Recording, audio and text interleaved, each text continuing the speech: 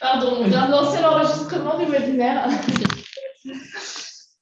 Donc peut-être en guise d'introduction rapide, pourquoi la proa? Donc la proa, comme le disait Camille, c'est un dispositif qui a été mis en place par une réforme législative très récente et qui a fait l'objet donc d'une négociation entre les partenaires et 2020, ce qui avait été un petit peu ralenti par la crise sanitaire, mais on a abouti du coup à un accord le 16 novembre 2020, donc il y a maintenant tout juste un an.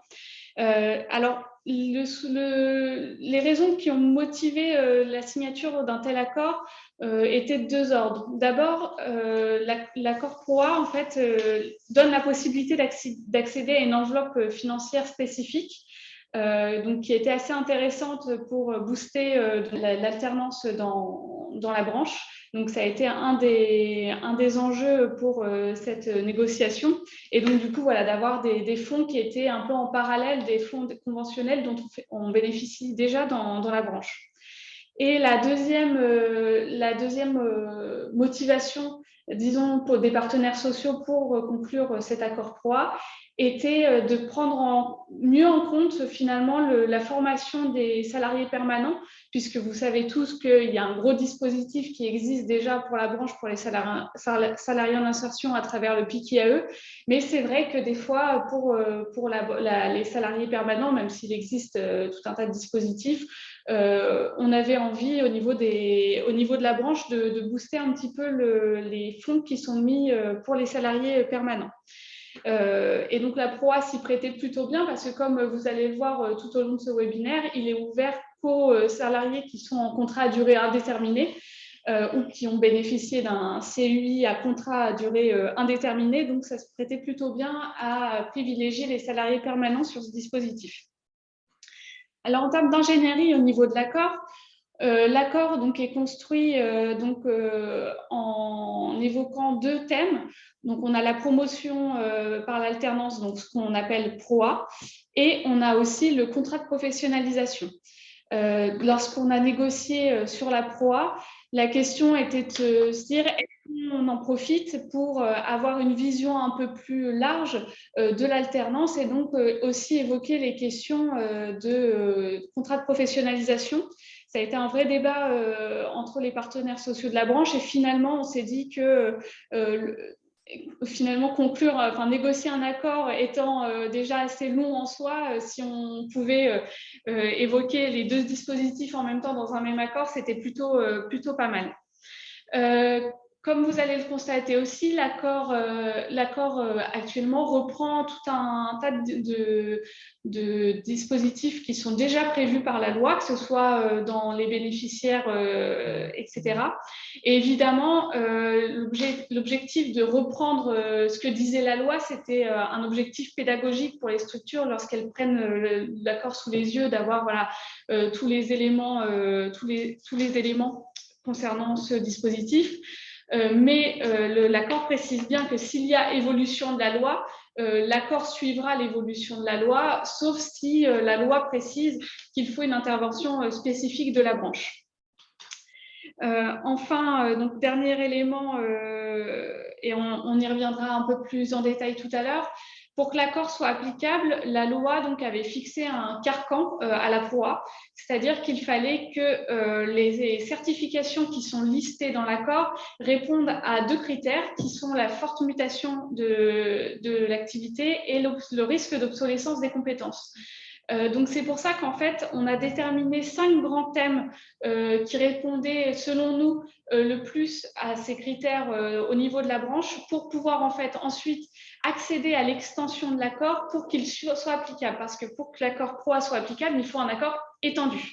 Voilà, donc maintenant la question ne se pose plus, on a eu l'extension de l'accord avec quelques réserves, on y reviendra tout à l'heure, mais maintenant on peut considérer que l'accord est pleinement applicable dans la branche et c'est pourquoi on a organisé un webinaire aujourd'hui, donc à un an de la signature de l'accord, puisqu'on a eu l'extension en août 2021. Donc maintenant, on peut considérer qu'il peut être pleinement appliqué. Et une formation me me disait tout à l'heure que nous avons déjà 7 demandes de dossiers d'accord PROA. Donc, vous commencez à vous emparer du sujet et c'est une bonne chose.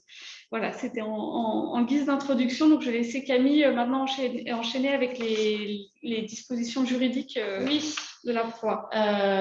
Je vous précise aussi que vous pouvez, via l'onglet questions-réponses, poser vos questions. Donc, ce sera peut-être plus sur la partie gérée par Uniformation que vous aurez des questions, des interrogations.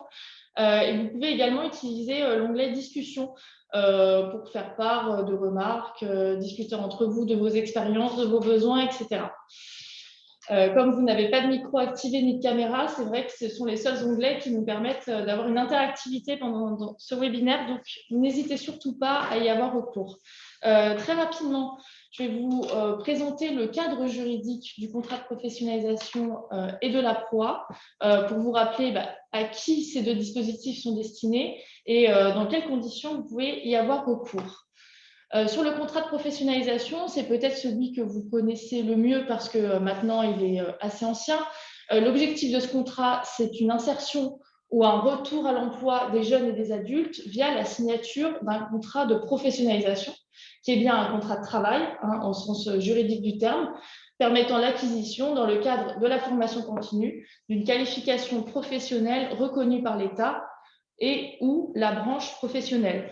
Donc, dans son déroulement, le contrat de professionnalisation permet d'associer à la fois l'enseignement dans l'organisme de formation continue, où il y a des cours théoriques qui sont dispensés, mais aussi, c'est tout son intérêt, des périodes de mise en pratique au sein d'une ou plusieurs entreprises. Donc là, en l'occurrence, c'est des ACI. Il faut savoir qu'il y a la désignation obligatoire d'un tuteur au sein de la structure pour suivre évidemment la mise en pratique du salarié. Le montant de la rémunération varie en fonction de l'âge du bénéficiaire et de son niveau de formation initiale. Je crois qu'Uniformation y reviendra après. Et au niveau des titres et diplômes, vous avez toute une série de titres et diplômes qui peuvent être préparés dans le cadre d'un contrat de professionnalisation. Donc là, je vous en ai fait la liste, mais vous les retrouverez également dans l'accord de branche du CINESI. Le contrat de professionnalisation, à qui il est destiné? Les bénéficiaires, donc c'est prioritairement les jeunes de 16 à 25 ans, mais aussi les demandeurs d'emploi qui sont âgés de 26 ans et plus, les bénéficiaires du RSA, de l'allocation de solidarité spécifique, de l'allocation aux adultes handicapés et les personnes qui sortent d'un dispositif de contrat unique d'insertion. Vous voyez que le panel de bénéficiaires est quand même assez large, plus large que ce qu'on imagine parfois, puisque ça peut aller sur des personnes relativement âgées. Voilà pour le contrat de professionnalisation. Sur la PROA, que vous connaissez peut-être moins, donc c'est ce que Marion disait à l'instant sur sa mise en place, c'est un accord de branche obligatoire. Donc c'est pour ça évidemment que le CINESI et les partenaires sociaux ont pris cette initiative d'aller négocier cet accord de branche. Il doit préciser les certifications éligibles dans la branche professionnelle, éligibles à la PROA. Donc là, sur tous les domaines qui ont été identifiés par le CINESI, vous avez les certifications éligibles.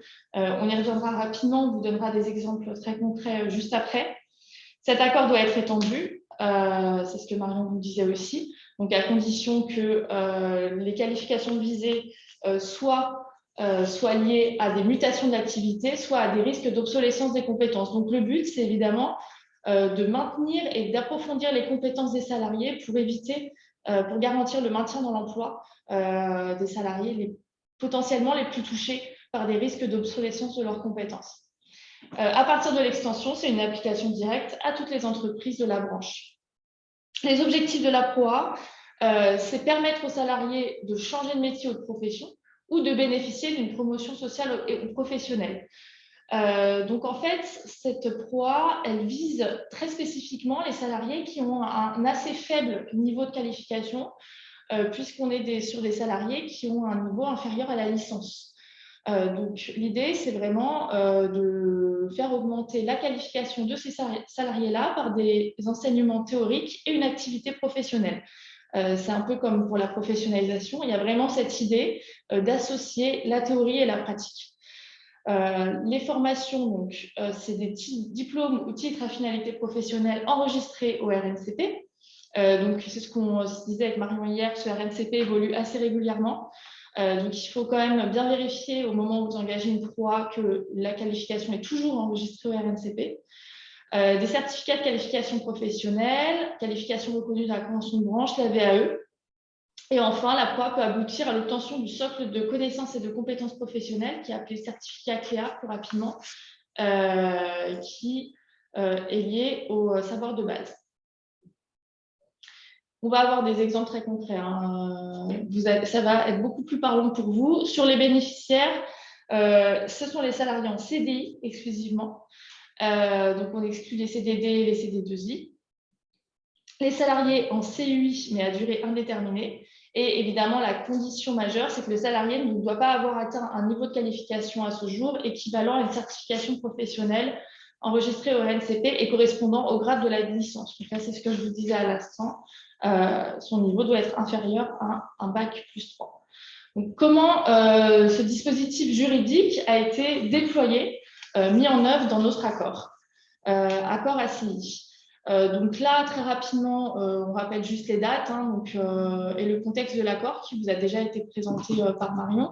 Peut-être que vous voulez en dire un mot de plus sur... Non, moi j'avais fait le tour. C'est vrai que ce qu'on peut rajouter peut-être, c'est que pour préparer les négociations, on s'est aussi inspiré du pacte d'ambition qui était donc à l'époque, qui venait de sortir, parce qu'il avait été publié en 2019. Donc au moment où on était dans les négociations, on était forcément, les partenaires sociaux étaient forcément un petit peu influencés par ce pacte d'ambition. Donc, qui ont permis d'avoir un socle pour négocier. Et puis, bien évidemment, sur la pratique des partenaires sociaux, des risques d'obsolescence des compétences et de la mutation de l'activité qu'ils connaissaient de la branche. Donc, ça a été vraiment une source d'inspiration pour construire cet accord par les partenaires sociaux. Pour le reste, pour toutes les informations qu'il y a sur cette slide, c'est vrai qu'on en a déjà parlé. Peut-être revenir sur les 13, ce que je vous disais tout à l'heure. L'extension a fait l'objet d'une réserve pour 13, pardon, j'enlève plus le masque parce que c'est difficile de parler avec, pour 13 formations qui étaient listées. Donc, on en avait listé 111. Alors, 111, ça peut paraître beaucoup. Le but, lorsque les partenaires sociaux ont négocié, c'est que c'est long de négocier un accord collectif parce qu'il faut bien évidemment que côté employeur et côté salarié, tout le monde se mette au diapason pour négocier et parvenir à un accord.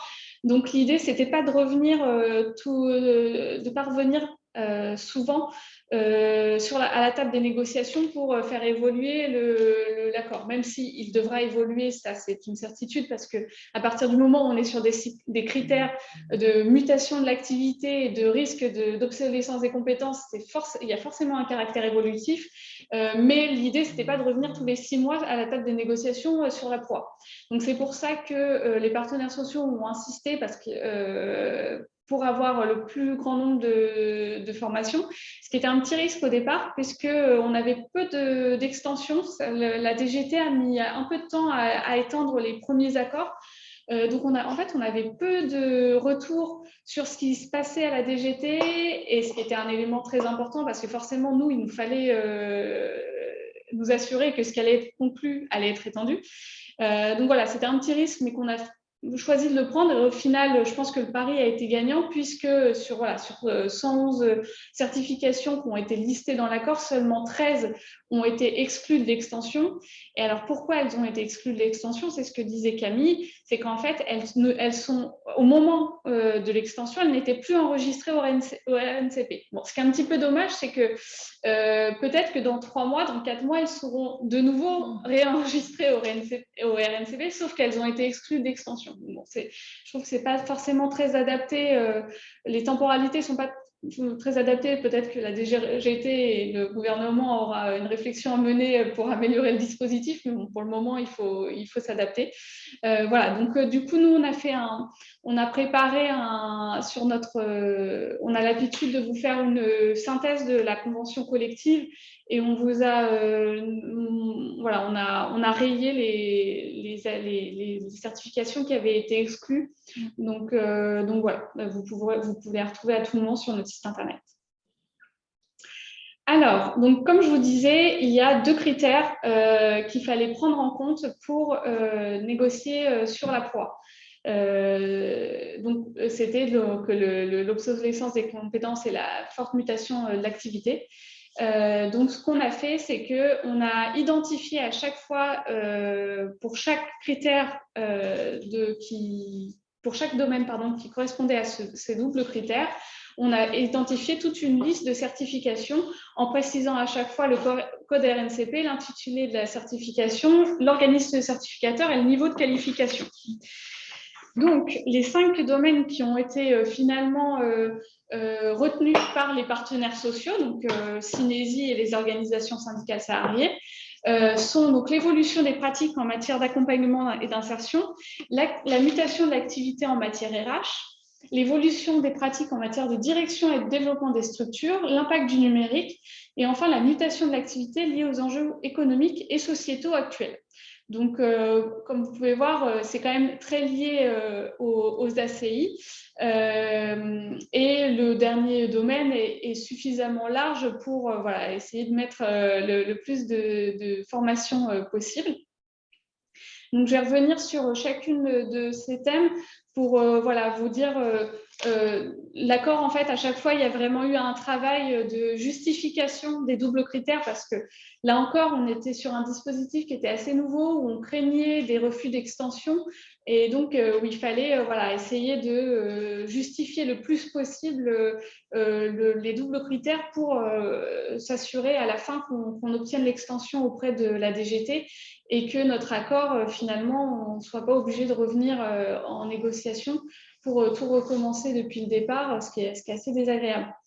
Donc, le premier domaine, donc l'évolution des pratiques en matière d'accompagnement et d'insertion, là, c'est ce que je vous disais tout à l'heure. C'était vraiment, les partenaires sociaux se sont beaucoup inspirés du pacte d'ambition de septembre 2019 pour construire l'argumentation sur l'obsolescence des compétences et la forte mutation de l'activité, avec l'idée qu'on voilà, on constate une diversification, un développement des formes particulières de l'emploi, qu'on a une augmentation aussi du nombre de personnes qui ont besoin d'un accompagnement. On avait regardé à l'époque les chiffres de l'INSEE qui sont assez parlants puisqu'on constate en 10 ans que les demandeurs d'emploi de longue durée ont augmenté de plus 47%, donc ce qui est vraiment un enjeu pour notre branche des ateliers et chantiers d'insertion.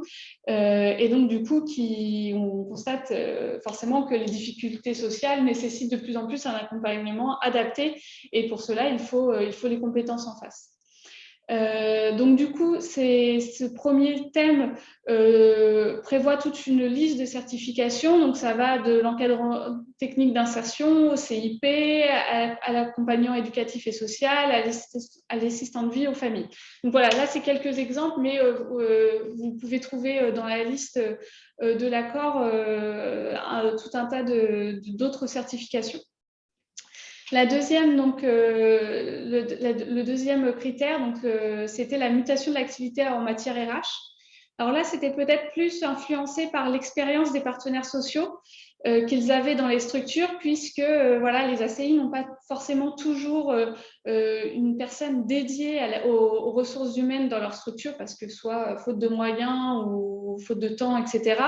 Sauf qu'en parallèle, on constate que la matière RH devient de plus en plus compliquée, que ce soit au niveau des réformes, de la RSE, de l'intégration, il y a quelques années, des salariés en insertion dans les effectifs, qui a aussi eu pour conséquence voilà, d'avoir une perspective RH différente, puisque l'effectif des structures en ETP augmentant, du coup, ça voulait dire généralement mise en place d'un CSE, voilà, donc tout un tas de questions que les structures, les ACI ne se posaient pas nécessairement avant et qui maintenant voilà, se posent. Donc, tous ces éléments ont fait que les partenaires sociaux ont choisi également ce domaine-là. Et ils ont donc défini, là encore, des certifications qui sont liées plutôt à l'activité RH. Donc, bien évidemment, on retrouve des titres RNCP liés aux assistants de ressources humaines, aux responsables en gestion entreprise et ressources humaines, même un coordinateur d'intervention sociale et professionnelle. Donc, voilà, c'est moins étonnant, c'est assez logique à chaque fois les certifications qu'on retrouve en face des constats. Pour le troisième domaine qui a été déterminé, donc là, c'était plutôt les pratiques en matière de direction et de développement des structures. Donc là, c'est plus lié au développement économique des structures, la nécessité d'avoir une vraie stratégie financière et fiscale qui, là encore, devient de plus en plus complexe. Il y a de plus en plus d'enjeux en face. Donc, les partenaires sociaux, là encore, ont trouvé que c'était pertinent d'ajouter ce domaine à la proa. Donc là encore, vous pouvez trouver des RNCP, donc d'assistants de comptabilité, des licences pro pour travailler dans l'ESS. Vous constaterez aussi, alors là, on ne l'a pas forcément mis en avant, qu'il y avait aussi des certifications qui sont de niveau 7 et qui correspondent à, en gros, entrepreneurs dans l'économie sociale et solidaire. Là encore, ça répond à la nécessité de faire un accord le plus complet possible qui anticipe peut-être les aléas gouvernementaux de réformes législatives, etc. Puisque niveau 7, effectivement, donc ça correspond au niveau master. Donc là, en toute logique, si la proa ne peut bénéficier qu'aux personnes qui ont un niveau inférieur à la licence, ce qui n'était pas forcément clair au départ lorsque la loi a été rédigée, parce que quand la loi a été rédigée, c'était soit égal ou inférieur à un niveau qui serait défini par décret, mais le décret ayant défini juste un niveau inférieur à la licence, du coup, tous nos niveaux 7, maintenant, ça peut arriver, mais ça sera des cas extrêmement rares où un salarié pourra bénéficier, dans le cadre de la proa, d'une formation de niveau 7. Bon, après, il faut espérer, il faut être optimiste, et peut-être qu'un jour, on aura un changement au niveau du décret qui reviendra finalement sur ce que dit la loi, avec un niveau inférieur ou égal peut-être à la licence, et qui là, du coup, on pourra rebondir sur des niveaux 7. Pardon. Voilà. Bon. En tout cas, c'est anticipé dans l'accord. À voir s'il y aura une évolution. De toute façon, lorsque vous vous posez une question, vous avez un projet de mettre en place la proa, Uniformation sera là, bien évidemment là pour vous accompagner sur ce qui est possible de faire. Si voilà, vous identifiez que la certification de départ, ce ne sera peut-être pas possible, peut-être trouver des biais pour voilà, émarger sur la proa avec une certification un peu similaire, mais peut-être un niveau un peu inférieur, mais qui apportera les compétences qui seront nécessaires à votre salarié pour accéder à une promotion ou se reconvertir vers l'emploi qu'il souhaite. Le quatrième domaine, c'est l'impact du numérique. Donc là, bon, je pense que c'est assez évident pour tout le monde pourquoi on a pris en compte l'impact du numérique pour la proa, puisqu'effectivement, il faut accompagner les salariés en insertion vers le numérique, et un travail d'accompagnement, ça demande une certaine compétence. Donc, ça a été vraiment l'enjeu des partenaires sociaux. Donc, du coup, ça a été un élément qui a semblé évident à mettre dans cet accord. Donc là, on retrouve des titres RNCP d'assistant de gestion, de designer web. Voilà. Bon, ce n'est pas le cœur de notre accord, hein, je vous avouerai l'impact du numérique, mais c'était assez intéressant, je pense, de l'ajouter. Et le cinquième domaine, donc là, on est plutôt sur la mutation de l'activité liée aux enjeux économiques et sociétaux actuels. Donc là, vous allez retrouver surtout des certifications, voilà, par exemple d'agriculture biologique liées voilà, au développement durable, etc. Puisque les constats, c'était donc transformation du monde du travail, transformation de la société, transformation au niveau climatique. Donc forcément, ça a été des thèmes qui ont influencé les partenaires sociaux pour définir les domaines dans lesquels ils percevaient un risque d'obsolescence des compétences et une forte mutation de l'activité. Donc, j'en ai fini pour les 5 domaines. Peut-être que je vais relaisser la parole à Camille pour développer donc, le tutorat. Alors, je sais qu'une formation va revenir dessus tout à l'heure, mais c'est assez complémentaire normalement ce que vous avez à dire. Donc, voilà. Très bien. Merci beaucoup Marion pour avoir présenté ces 5 domaines. N'hésitez pas à dire, à nous indiquer ceux qui vous ont le plus interpellé, intéressé, auxquels vous pourriez avoir recours dans le cadre du développement de votre activité. Sur le tutorat, c'est prévu effectivement à l'article 7 là, de l'accord qui a été signé au niveau des ACI. Cet article prévoit que la structure doit désigner un tuteur parmi ses salariés. Et les salariés qui sont visés sont des salariés normalement volontaires. Effectivement, c'est mieux pour bien exercer le tutorat, qui bénéficient d'une certaine expérience professionnelle d'au moins 2 ans et qui sont dans une qualification en rapport avec l'objectif de professionnalisation des personnes qui seront formées. Donc, normalement, on laisse le temps nécessaire au tuteur d'exercer ses fonctions, mais aussi de se former au tutorat, parce que c'est quand même une mission très particulière. Et le tuteur, effectivement, pour suivre efficacement et correctement les salariés, ne peut pas en suivre plus de 3 à la fois. L'employeur peut éventuellement assurer lui-même cette fonction, à condition que ce soit pas à l'égard de plus de 2 salariés pour lui, parce que voilà, on se doute que pour l'employeur, c'est encore plus difficile d'assurer cette double mission. Les missions du tuteur, très rapidement, elles sont assez évidentes, c'est accueillir, aider, informer, guider, organiser avec les salariés intéressés l'activité de ses bénéficiaires au sein de l'ACI, contribuer à l'acquisition des savoir-faire professionnels, évidemment en lien avec leur formation, veiller au respect de l'emploi du temps du bénéficiaire, assurer la liaison avec l'organisme de formation et participer à l'évaluation du suivi de la formation, donc à échéances les plus régulières possibles. Sur la durée, on ne l'a pas évoqué au début, la durée de l'action de professionnalisation, donc autant pour la proie que la professionnalisation, c'est une durée qui se situe entre 6 et 12 mois.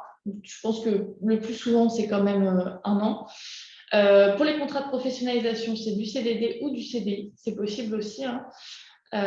Et ça peut être prolongé à 24 mois dans certaines situations, notamment pour les salariés âgés de 45 ans et plus, ou pour prendre en compte des difficultés de recrutement dans certains secteurs professionnels. Et il y a une autre exception à l'exception, c'est une prolongation à 36 mois dans certaines situations, notamment pour les personnes qui sont bénéficiaires du revenu de solidarité active ou de l'allocation adulte handicapé. Donc ça, c'est des éléments que vous verrez concrètement hein, si vous avez des besoins de prolongation de l'action de professionnalisation. Mais c'est vrai que le principe, c'est plutôt une durée entre 6 et 12 mois. Donc, il y a des actions de positionnement, d'évaluation, d'accompagnement et des enseignements généraux professionnels et technologiques. Tout ça, en fait, c'est un volume qui a été défini par la loi pour ces actions. C'est une durée minimale qui doit être comprise entre 15 et 25% de la durée totale du contrat. Donc, il faut que les enseignements, en fait, représentent une certaine durée du contrat pour être sûr qu'on ait cette association entre enseignement théorique et mise en œuvre pratique.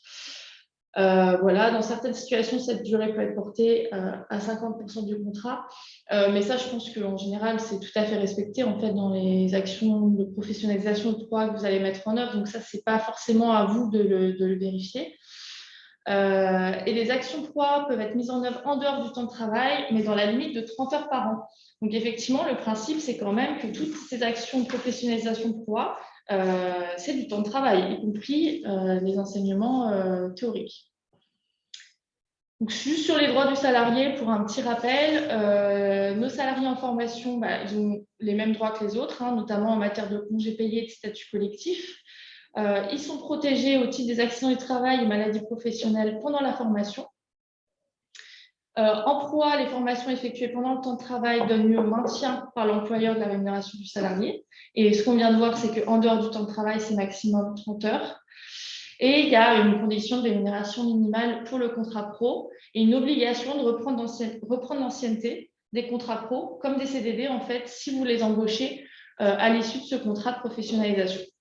Voilà, c'était un rappel succinct des droits des salariés. Et maintenant, je vais laisser la parole à l'OPCO qui va vous donner une consistance concrète à tout ça. Je vais leur donner tous les outils pour le faire. Merci beaucoup. Donc, effectivement, après cette présentation complète de l'accord, on va essayer de vous donner quelques informations concrètes sur la mise en œuvre de ces dispositifs. Marion le disait tout à l'heure et je le rappellerai plusieurs fois. Effectivement, notre objectif aujourd'hui, c'est de vous présenter globalement voilà, les conditions de mise en œuvre concrètes, mais quand vous aurez un projet, quand vous aurez une idée de projet même, l'objectif, c'est vraiment que vous puissiez vous rapprocher des conseillers uniformation présents sur chaque territoire qui sont vraiment là pour vous accompagner à chaque étape de votre projet. Mais n'hésitez pas à les solliciter très en amont pour identifier l'organisme de formation, la certification, etc., etc. Je le rappellerai, mais voilà, j'insisterai plusieurs fois là-dessus, puisque c'est vrai que c'est vraiment la clé d'un projet réussi aussi, c'est qu'il soit préparé au mieux ensemble en amont. Donc, on va revenir donc, sur les mises en œuvre sur chacun des dispositifs et puis on parlera du tutorat, très important sur ces dispositifs en alternance et puis surtout, à la fin, on présentera les différents outils et services qui soient des outils et services en ligne ou directement auprès de vos conseillers uniformation dans les délégations. On vous fera un petit rappel sur ce qui est à votre disposition. Sur le contrat de professionnalisation, les spécificités du contrat, celles-ci vous ont principalement été toutes rappelées. L'objectif, le public, je ne vais pas revenir dessus. Sur la forme, on en a parlé, c'est un contrat de travail qui peut être en CDD ou en CDI. Peut-être préciser que ce contrat peut être à temps plein ou à temps partiel. Le temps partiel sur le contrat de professionnalisation est plus rare, mais malgré tout possible.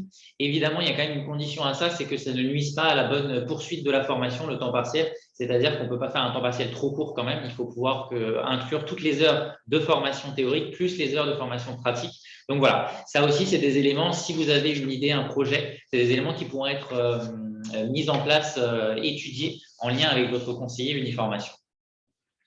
Sur les conditions de mise en œuvre, on l'a vu aussi tout à l'heure, il y a une durée classique de 6 à 12 mois, on peut aller à 24 mois, voire à 36 mois pour certains. Ça nous semblait intéressant de vous mettre un petit peu en relation des exemples concrets de formation pour que ça vous parle peut-être un petit peu plus. Et on s'est appuyé sur ça, sur le contrat pro, sur les pratiques, en fait, les pratiques formatives des employeurs de votre branche sur les années 2020-2021. Sur la plupart des contrats, on l'a dit, sont d'une durée de 6 à 12 mois. La plupart du temps, même, on est sur 12 mois, effectivement, parce que il y a beaucoup de certifications qui rentrent dans ce délai-là. La plus grosse certification suivie pour information sur le contrat de professionnalisation, ça va être le titre professionnel conseiller en insertion professionnelle. Ce n'est pas une surprise. Mais voilà, celui-là, typiquement, il fait 12 mois, donc ça rentre complètement dedans. Pour autant, on a aussi des formations sur des certifications visées autour des fonctions support, le secrétariat, la comptabilité, le marketing. Et une qui revient particulièrement, ça va être le BTS gestion des PME et des PMI. Typiquement, étant un BTS, c'est une formation qui se suit principalement en 24 mois. Et donc là, la durée qui peut être portée à 24 mois pour certains publics qui vous est rappelé ici prend tout son sens, puisque pour ces publics-là, on peut faire un BTS complet sur les 2 années avec un bénéficiaire en contrat de professionnalisation. Et puis, malgré tout, on a aussi des cas, encore plus rares pour le coup, puisque moi, j'en ai qu'un dans les pratiques formatives. On a quand même un cas d'un contrat qui a fait 25 mois. Donc, c'est-à-dire, là, on est vraiment sur ce qu'on va appeler les publics spécifiques, hein, pour lesquels la durée peut être portée à 36 mois. Et là, c'était une formation d'éducateur spécialisé. Donc, en 25 mois pour le coup. Voilà pour vous mettre un petit peu en relation concrètement pourquoi il y a ces différentes durées et surtout à quoi ça pourrait correspondre concrètement en termes de certification derrière. Sur la rémunération, on revient effectivement dessus. On vous propose ici, à travers ce tableau, un rappel du cadre légal de la rémunération pour les salariés en contrat de professionnalisation. Alors, il y a d'une part une entrée âge du bénéficiaire à l'entrée dans le dispositif, 16 à 20 ans, 21 à 25 ans ou 26 ans et plus. Et puis, la deuxième entrée dans ce tableau, ça va être le diplôme obtenu par le bénéficiaire avant son entrée en contrat de professionnalisation.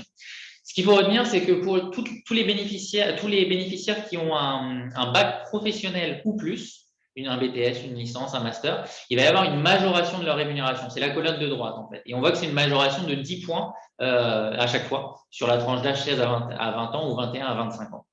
Attention sur le bac, c'est assez tendancieux sur le bac puisque, en fait, les bénéficiaires d'un bac général ou technologique ne bénéficient pas de cette majoration. Par contre, les bénéficiaires d'un bac professionnel ont leur rémunération qui est majorée de 10 points. C'est un élément qui a été précisé par le ministère du Travail puisque la tournure de la phrase juridique dans le Code du travail n'était pas très claire sur ce point-là. Mais voilà, on parle bien de diplôme professionnel. Et donc, sur le bac, le niveau 4, ça va être uniquement le bac professionnel. Et puis, pour les 26 ans et plus, une petite alerte, puisque ils devront être rémunérés à 100% du SMIC, mais il faut également prendre en considération le salaire minimum conventionnel de la branche pour qu'il ne soit pas inférieur à 85% du salaire minimum conventionnel. Et puis, dernier point, comme pour tout salarié, les salariés en contrat de professionnalisation ouvrent droit à une réduction de cotisation patronale qu'on appelle cotisation patronale renforcée au niveau du SMIC ou inférieur au SMIC et qui est dégressive jusqu'à 1,6 SMIC, mais là, pour le coup, pour les alternants, on est sur une réduction majoritaire. Sur le financement maintenant, Uniformation intervient, on l'a dit tout à l'heure, sur le financement des actions de formation en tant qu'opérateur de compétences, à la fois sur le contrat de professionnalisation, à la fois sur la PROA, mais également sur la formation des tuteurs. On va détailler ces deux points par la suite. Là, pour le contrat de professionnalisation, on est sur une prise en charge du coup qui se fait de manière forfaitaire. C'est pas très discret. Il n'y a pas de problème. Du coup, c'est très bien parce qu'on n'a pas vu la question tout à l'heure, mais effectivement, j'ai pas de question. Vous avez les salaires minimums conventionnels dans la branche ou c'est ça la question? Du coup, c'est est-ce qu'il y a un salaire minimum conventionnel ou... Alors, pas pour des contrats pro spécifiques, mais oui, on a un minimum conventionnel au niveau de la branche défini par emploi européen. Oui, c'est bien ça. Ok. Et donc, du coup, pour répondre à la question du coup de Marion Régnier, qui est, pouvez-vous nous confirmer que le salaire minimum conventionnel de branche est bien le SMIC en ce qui concerne les ACI? Alors, c'est le SMIC pour, effectivement, la base de référence est bien le SMIC jusqu'à 25 ans. En revanche, à 26 ans, il faut prendre en considération le SMIC, mais pouvoir le comparer au salaire minimum conventionnel qu'occuperait la personne si elle était en poste sur un poste classique en CDI, CDD en fait. Il faut bien comparer les deux, prendre 100% du SMIC ou 85% du salaire minimum conventionnel et appliquer le plus favorable au salarié. Petite précision peut-être, parce que peut-être que Marion fait référence, le SMIC, c'est pour les salariés polyvalents, en fait, pour lorsqu'ils sont effectivement rattachés à l'emploi repère salarié polyvalent, effectivement, la rémunération de référence, c'est le SMIC. Là, on est bien donc, dans le contrat de professionnalisation pour acquérir donc, une certification vers un emploi qui correspond, par exemple, à un emploi d'encadrant technique, par exemple. Là, dans ce cas-là, il faut bien prendre en compte l'emploi repère encadrant technique, le minimum conventionnel, et appliquer donc les 85% au minimum conventionnel qui est défini par rapport à l'encadrant technique. Donc, logiquement, ça sera niveau A parce qu'un contrat de professionnalisation, généralement, on va plutôt être sur le niveau de base par rapport à l'emploi repère. Mais voilà, c'est ça. Merci pour cette précision. C'est beaucoup plus clair, je pense, comme ça. Ça vient d'être confirmé dans la discussion, parfait. Pour la prise en charge, du coup, donc oui, je le disais, nous, Uniformation, on intervient sur la prise en charge de la formation. Sur le contrat de professionnalisation, on fonctionne sur une prise en charge forfaitaire par heure de formation. Nous allons financer 18 € pour chaque heure de formation. Chaque heure de formation, donc comment on verra tout à l'heure sur le parcours d'instruction du contrat, quand vous nous envoyez une demande de prise en charge au titre du contrat de professionnalisation, on vous répond via un accord de prise en charge qui indique notre prise en charge maximale, c'est-à-dire les 18 € multipliés par le nombre d'heures totales de formation. En revanche, ce qui est important de préciser, c'est que le paiement de ces heures de formation qu'on vous fera directement à vous, employeur, se fera en fonction des heures effectivement réalisées. Il se peut que pour une raison ou une autre, il y ait certaines heures qui ne soient pas réalisées puisque le bénéficiaire était absent en formation, pour différentes raisons. Nous, on ne financera que les heures réellement réalisées et c'est la raison pour laquelle vous devrez nous faire parvenir régulièrement, tous les trimestres, tous les semestres, tous les ans, les attestations de présence ou certificats de réalisation que vous fourniront les organismes de formation. Et c'est quand vous nous fournirez ces éléments-là qu'on vous fera le versement.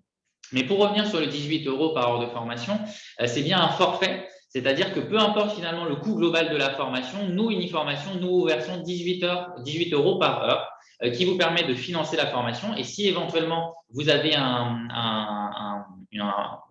élément qui vous reste par rapport au financement de la formation, ça pourrait vous permettre de financer une partie de la rémunération ou d'éventuels frais annexes. Une deuxième petite alerte sur le 18 € pour vous informer que ce forfait horaire est valable jusqu'au 31 décembre 2021. En tant qu'OPCO, on remet à jour, on va dire, nos critères de prise en charge tous les ans et ces critères doivent être discutés et validés par nos instances paritaires, hein, qui sont le conseil d'administration composé de représentants de chacune des branches d'ailleurs. Et c'est suite à cette validation annuelle qu'on pourra connaître nos nouveaux niveaux de prise, nos nouveaux forfaits horaires de prise en charge pour l'année 2022. À ce jour, les instances ne sont pas passées, donc je ne connais pas ces éléments, mais sachez que ces éléments seront mis à jour sur notre site internet et surtout une communication sera adressée à chacun de nos adhérents par mail probablement pour vous informer des nouveaux forfaits de prise en charge pour l'année 2022. Voilà sur ce point-là. Et pour vous donner un ordre d'idée, ça semblait intéressant. Pour une formation, on l'a dit, d'1 an, on a constaté une moyenne de 500 heures de formation à peu près sur le contrat de professionnalisation. Sachez qu'à 18 € de l'heure, ça fait une prise en charge totale de 9 000 € pour 500 heures de formation. Voilà, pour que vous ayez une idée un petit peu de ce que ça représente et pouvoir comparer aussi d'éventuels devis de formation. J'y reviendrai tout à l'heure, mais sachez que sur notre site internet, vous avez un simulateur du coût de recrutement en alternance qui vous permettra de faire vos simulations réelles en fonction de vos cas précis. Je vous le représenterai tout à l'heure. En complément de ces éléments, d'autres financements sont également prévus cette fois-ci par l'État ou par Pôle emploi, puisqu'il y a des aides au recrutement qui sont prévues pour le recrutement d'un salarié en contrat de professionnalisation. La première aide, celle-ci, elle est pérenne, elle a été mise en place et à ma connaissance, je crois qu'il n'y a pas de date de fin. C'est une aide qui est versée par Pôle emploi qui est de 4 000 € pour l'embauche d'un demandeur d'emploi de 26 ans et plus dans le secteur dans votre secteur, un secteur de l'insertion pour l'activité économique. Donc ça, c'est une aide qui existe et visiblement actuellement jusqu'à ce qu'elle soit remise en cause, mais en tout cas, elle a l'air pérenne. En parallèle de ça, en revanche, il y a d'autres aides qui ont été mises en place suite à la crise sanitaire et dans le cadre du plan de relance. Ces aides sont plus intéressantes. Par contre, elles vont être limitées dans le temps, puisqu'elles ont été mises en place en 2020, reconduites en 2021 et encore reconduites pour 2022, mais jusqu'au 30 juin 2022. Ces aides de 8 000 € donc, pour la première année d'un contrat, donc c'est 8 000 € pour un contrat de 12 mois. Donc, si le contrat fait moins de 12 mois, l'aide sera un petit peu réduite. En revanche, cette aide de 8 000 €, à l'inverse de l'aide précédente de 4 000 €, elle va être versée sous condition. La première condition, c'est soit que le bénéficiaire ait moins de 30 ans. En fait, ça renvoie à une aide globale sur le recrutement d'un salarié en contrat d'alternance. Donc, ça concerne tous les contrats d'apprentissage et tous les contrats de professionnalisation pour tous les bénéficiaires jusqu'à 29 ans. Si le bénéficiaire a plus de 29 ans, une deuxième aide existe, qui a été mise en place très récemment, qui ne concerne par contre que les bénéficiaires qui sont demandeurs d'emploi de longue durée. Donc, pour les contrats pro les bénéficiaires de 30 ans et plus, une aide de 8 000 € pourrait être versée si le bénéficiaire est un demandeur d'emploi de longue durée. Ces éléments devront être confirmés par Pôle emploi qui se chargera de vérifier que le bénéficiaire rentre bien dans la catégorie demandeur d'emploi de longue durée. Donc, ces aides sont prioritaires, elles sont plus importantes, donc c'est celles-ci qui seront versées en premier. En revanche, si vous ne rentrez pas dans ces conditions, il existe toujours la première aide de 4 000 € sur la gauche qui, elle, est versée uniquement sur la condition d'âge 26 ans et plus. Et des aides complémentaires sont possibles si le bénéficiaire est en situation de handicap.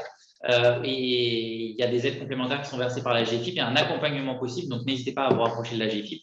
Et à savoir aussi que les bénéficiaires d'un contrat de professionnalisation ne sont pas inclus dans le calcul des effectifs. L'instruction du contrat à uniformation, on vous a fait un schéma pour que ça soit assez parlant. Ce qu'il faut retenir, c'est que la saisie du contrat de professionnalisation se fait directement sur votre espace privé uniformation. Pour rappel, on se connecte sur l'espace privé via le site uniformation.fr. En haut à droite, on peut se connecter, renseigner ses identifiants et on arrive sur ce qu'on appelle, nous, l'espace privé. Et sur cet espace, vous allez pouvoir avoir un onglet « Saisie de mon contrat ». Vous saisissez tous les champs qui vous ont demandé directement en ligne et à la fin de cette saisie, vous allez pouvoir générer le CERFA qui est le contrat de travail en fait en ligne. Vous pouvez l'imprimer, le faire signer par vous et par le bénéficiaire et puis nous le renvoyer directement scanné via l'espace privé. Compléter, attention c'est important, compléter du programme de formation, du planning et de la convention de formation. Ces éléments sont obligatoires pour l'instruction du dossier. Et quand on a tous ces éléments, on étudie le dossier. Si tout est conforme, vous recevez un accord de prise en charge et la formation peut débuter. C'est donc important que vous nous envoyiez les éléments et que vous saisissiez votre contrat le plus tôt possible dès que vous avez toutes les informations, même si dans les textes, vous pouvez nous envoyer votre contrat, saisir votre contrat jusqu'à 5 jours après le démarrage du contrat. Malheureusement, si un élément n'est pas conforme, ça pourrait remettre en cause le contrat et nécessiter de faire un avenant, etc. Ça peut être plus compliqué à gérer. Donc, si vous avez la possibilité, n'hésitez pas à nous envoyer les éléments le plus en amont possible. Pour cette étape-là aussi, vous pouvez être accompagné par nos délégations, par téléphone notamment, ou par mail, si vous avez des questions. Sur la reconversion et la promotion par alternance, la proie, ça va être un petit peu plus rapide puisqu'il y a des éléments qui sont similaires. Les spécificités, on l'a vu, je vais pas revenir dessus. Quelques précisions tout de même. Quand on fait une proie, c'est pour des salariés, on l'a vu en CDI, CUI, CDI. Du coup, il y a nécessité de faire un avenant au contrat de travail. Et avenant qui peut être soit le SERPA, là aussi, qui va être généré sur votre espace privé uniformation, mais qui peut être complété, ce SERPA, par un avenant à un contrat de travail à part en plus. Hein. Les éléments sont complètement complémentaires. En revanche, il faut bien à minima un SERPA, et ce SERPA, comme sur le contrat de professionnalisation, c'est exactement les mêmes étapes. Vous allez pouvoir le générer directement en ligne, saisir toutes les informations sur le bénéficiaire, la formation et autres, et puis le faire signer par le bénéficiaire, par nous le renvoyer accompagné des mêmes pièces que sur le contrat de professionnalisation. Donc, c'est ça qu'on appelle le dépôt auprès de l'OPCO, c'est en fait la transmission du SERPA. Comme sur le contrat de professionnalisation, on l'a dit, un tuteur doit être désigné et le salaire est maintenu pendant les heures réalisées sur le temps de travail. Sur le financement maintenant. Tout à l'heure, sur le contrat de professionnalisation, on a parlé d'un forfait horaire de 18 € par heure. Sur la proie, on est à un forfait de 15 € par heure, mais c'est exactement le même principe. C'est un forfait qui vous est versé pour toutes les heures de formation attestées. Un rappel, même si effectivement on n'a pas en parlé en fait, mais en tout cas, sachez que sur le contrat de professionnalisation, j'y viens juste après, vous avez une aide qui vous est versée par Uniformation pour financer finalement les heures passées par le tuteur. Malheureusement, sur la proie, cette aide n'existe pas. Et comme on l'a dit aussi, la proie, seules les certifications présentes dans la liste de branches qui ont été rappelées tout à l'heure sont éligibles à ce dispositif. Une petite impression écran justement de l'espace privé. Hein. Vous voyez ici la manière d'accéder à la saisie de la proie, du contrat de professionnalisation. Et maintenant, sur le tutorat, je souhaitais revenir sur le tutorat pour repréciser certains éléments, mais surtout derrière, repréciser pas tant les éléments qui vous ont été dits, mais vous indiquer les services qu'on propose autour du tutorat auprès d'Uniformation. Si on revient sur le tutorat, c'est obligatoire, c'est fondamental, on en a parlé. Et puis, l'employeur doit permettre, surtout c'est très important, l'employeur doit permettre de dégager à la personne du temps de travail. Et c'est fondé sur le volontariat, puisque être tuteur, ça ne s'improvise pas et ça nécessite un vrai investissement qui peut prendre beaucoup de temps, surtout au début. Et c'est un élément important à avoir en tête quand un salarié souhaite devenir tuteur. Là où je voulais revenir, c'est sur deux financements particuliers. La première, j'en ai parlé rapidement du coup sur la proie en disant que ça n'était pas possible pour la proie, mais le côté positif, c'est que c'est possible sur le contrat de professionnalisation. Uniformation vous propose une aide à l'exercice de la fonction de tuteur qui est de 115 € par mois pendant 4 mois. C'est surtout pour compenser les premiers mois qui sont encore une fois, qui demandent le plus de temps.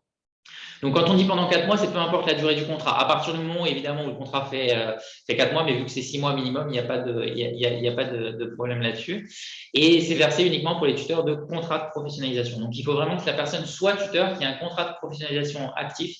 Et dans ce cas-là, vous pouvez faire la demande de cette aide. Sachez que pour faire la demande de cette aide, en fait, c'est assez simple puisque vous recevez un formulaire au moment de l'accord de prise en charge qu'il faut nous renvoyer à Uniformation 4 mois après, parce qu'il faut qu'on s'assure que le contrat soit toujours actif au bout de 4 mois pour qu'on vous paye ces 115 € par mois. Et la deuxième chose, c'est qu'on finance également les formations des tuteurs. On le disait tout à l'heure, ça ne s'improvise pas d'être tuteur, ça demande des compétences particulières. Sachez qu'on vous propose ces financements pour toutes les structures, que ce soit pour les tuteurs d'un contrat de professionnalisation, contrat d'apprentissage, PROA, mais également pour de futurs tuteurs. Il n'y a pas d'obligation que la personne soit déjà tuteur. Vous pouvez anticiper une personne qui serait tuteur dans le futur. Et quelques services aussi qu'on vous propose sur ce point-là. Un guide alternance qui est téléchargeable en ligne. Vous pouvez, sur le support que vous aurez, je crois, vous aurez le support sans bruit. Sur le support que vous aurez, vous pourrez cliquer sur cet élément pour le télécharger directement. Un guide qui s'adresse aux employeurs et aux tuteurs, justement, pour vraiment les accompagner à chaque étape, notamment lorsque c'est la première fois qu'ils exercent cette fonction. Et puis des formations en ligne, je disais tout à l'heure qu'on finance des formations de tuteur maître d'apprentissage, mais on vous en propose aussi ce qu'on appelle des formations clés en main qui sont disponibles sur le catalogue Uniformation. Là, pareil, vous pourrez cliquer dessus pour accéder. Vous avez juste finalement à inscrire vos salariés et Uniformation s'occupe du reste, de la partie administrative avec l'organisme de formation, mais aussi du financement. Vous n'avez rien d'autre à gérer que de l'inscription de votre salarié. Et c'est des formations, cette fois-ci, qui sont intégralement en ligne. Et pour terminer, une information sur quelques outils et services autour de l'alternance à votre disposition à Uniformation. Tout d'abord, un parcours de recrutement en alternance qui est intégralement en ligne. L'objectif, c'est vraiment de vous fournir tout un tas de services pour vous accompagner à chaque étape de votre projet de recrutement. Ça peut être vraiment juste de l'information sur les dispositifs, ça peut être également des simulations financières pour identifier le coût d'un alternant et le reste à charge que vous aurez à supporter, déduction faite de toutes les aides et prise en charge d'Uniformation. On a également un outil pour vous permettre, qu'on appelle Alternance Connect, qui vous permettra de trouver l'organisme de formation ou le CFA pour l'apprentissage qui propose une formation en alternance autour de chez vous. Donc, vous renseignez la formation en alternance et vous avez une carte qui s'affiche avec tous les organismes de formation sur un territoire. Des outils, j'en ai parlé comme le guide dont je vous ai présenté, mais également, sachez qu'Uniformation travaille aussi sur la présentation, valorisation des métiers auprès des jeunes et des publics en reconversion et des demandeurs d'emploi, puisqu'on se rend compte qu'un des freins au recours à l'alternance et au contrat pro, ça peut être parfois de ne pas trouver de public éligible et qui souhaite venir dans nos branches. Donc, Uniformation se mobilise aussi avec les branches là-dessus pour pouvoir présenter les métiers et les parcours possibles dans nos branches. Quelques captures d'écran qui vous permettront là aussi d'accéder directement aux outils qui vous intéressent. C'est les outils dont je viens de vous parler qui sont disponibles en ligne. Et pour terminer, un point très important et même majeur dans l'accompagnement, je l'ai déjà dit, mais c'est nos délégations territoriales. N'hésitez pas à les solliciter. Sachez qu'on a des experts alternance dans chaque délégation. On vous propose également des vendredis de l'alternance. C'est tous les vendredis matins une permanence téléphonique dans toutes les délégations pour répondre à toutes vos questions spécifiquement alternance et évidemment au quotidien sur tous vos besoins formation, emploi, j'ai envie de dire, des accompagnements individualisés par téléphone ou en présentiel de nos conseillers pour vous accompagner sur tous ces éléments-là, grâce notamment aux différents partenariats qu'ils peuvent mettre en place sur les territoires, que ce soit avec les organismes de formation, les prescripteurs de l'emploi ou tout autre acteur sur le sujet. Voilà pour notre présentation. Est-ce que peut-être vous avez des questions sur ces outils services ou globalement sur les autres points? Moi, j'ai une question. Oui. C'est pas une question piège, désolée.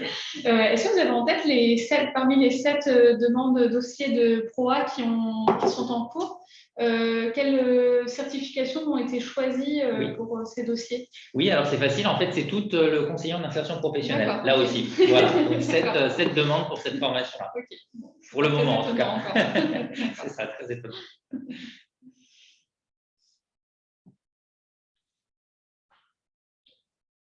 Est-ce qu'il y a d'autres questions? Peut-être besoin de digérer tout ça avant oui. avant de poser des questions. Est-ce que vous avez sinon des remarques sur est-ce que vous avez appris des choses aujourd'hui? Camille, je crois qu'il y a dans l'onglet questions-réponses. Possible ou pas de signer un contrat pro après un CDD de 6 mois sur un poste co-encadrant technique? C'est très précis. Écoutez, co-encadrant technique, il faut qu'il réponde aux conditions pour bénéficier d'un contrat de professionnalisation. Donc, c'est ce qu'on a vu. Tout dépend de son âge et de sa situation. Mais sinon, je n'y vois pas d'obstacle sur le contrat de professionnalisation, à condition d'être éligible. Voilà, je ne sais pas quel âge a la personne. Mais... Peut-être préciser qu'il n'y a pas de délai de carence, si c'est ça la question. Oui, c'est ça. Il n'y a pas de délai de carence quand on sort d'un CD pour rentrer dans un contrat en alternance. Dans ce sens-là, il n'y a pas de délai de carence. Voilà, et le contrat de professionnalisation, dans mes souvenirs, peut être renouvelé une fois.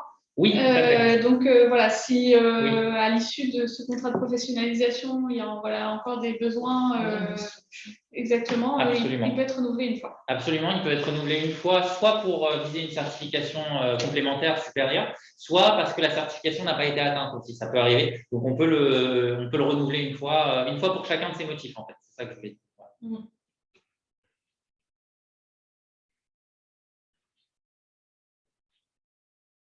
Bon, a priori, pas d'autres questions.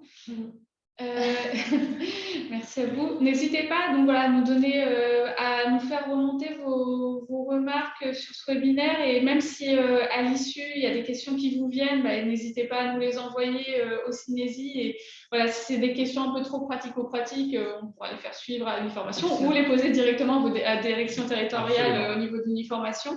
Donc voilà, en tout cas nous ça nous paraissait vraiment important de vous faire cette présentation aujourd'hui parce que autant c'est ce qu'on disait, le contrat de professionnalisation, je pense que maintenant il est assez connu dans les structures, autant le dispositif de la PROA c'est moins connu et je pense que c'est vraiment un dispositif qui mérite de s'arrêter dessus parce qu'il permet vraiment voilà, de faire monter en compétence vos salariés dans les structures. Ça peut vraiment être des vrais parcours construits. Et puis, ça peut aussi attirer des personnes qui viennent de secteurs complètement différents pour aller venir dans nos branches. Donc, je pense que c'est vraiment un dispositif intéressant. Donc, n'hésitez pas à voilà, réfléchir dessus et à vous en emparer pour vos recrutements.